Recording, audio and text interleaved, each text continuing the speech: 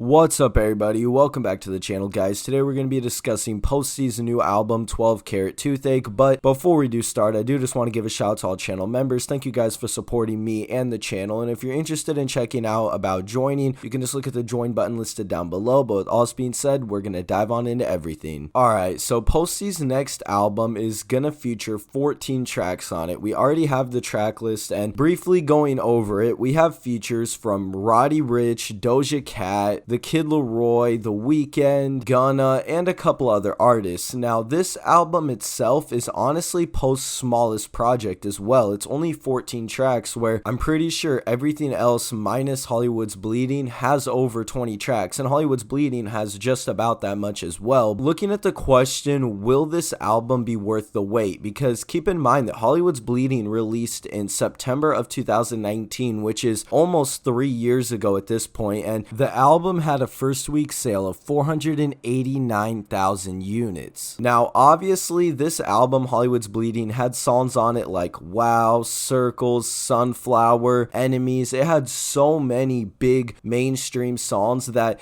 it kind of all contributed to the success of the album. Even what the album didn't do in its first week, there are songs on it that are huge. Sunflower's over 2 billion streams. I think this album alone has 3 songs on it with over 1 billion streams, which is just crazy. This is literally just the example of what Post is able to do with this project, especially when it comes to streaming and numbers. Post dominates the charts, especially with mainstream and radio. Post is just one of those mainstream artists that everybody loves. He's literally the definition of a superstar. The man always seems to top himself somehow, which is honestly crazy. I'm really glad he's able to do that, and I want this next album to be something that tops Hollywood's Bleeding. I think that Post has been seeing a lot of kind of just changing his style of music. At least I think you can definitely tell a big example of this if you look at Hollywood's Bleeding compared to Stoney or Beer Bonds and Bentleys. You can definitely tell that the music is a lot deeper, and I think that maybe this next album might not take that full route, but I could also see it doing that just by looking at some of the tracks that are going to be on this new album. Looking at the previous singles on the album just to see how they're performing, Cooped Up with Roddy is already doing pretty well. It has almost 40 million streams on Spotify already. The other single released previously was One Right Now with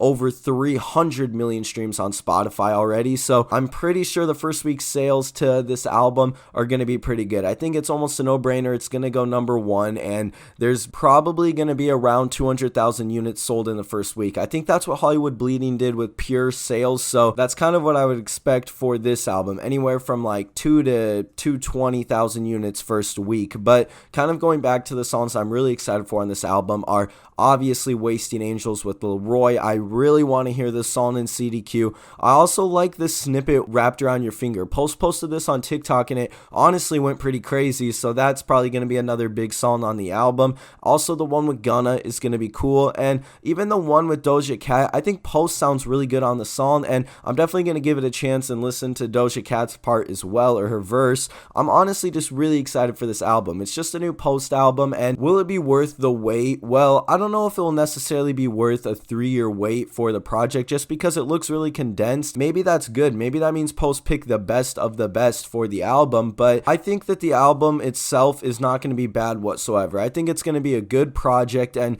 if it is worth the wait, that's really just up to you. We'll probably come back to this and discuss it once the album's out, but with all this being said, guys, let me know what song you're most excited for on Post album. Thank you for watching, and we'll see you in the next one.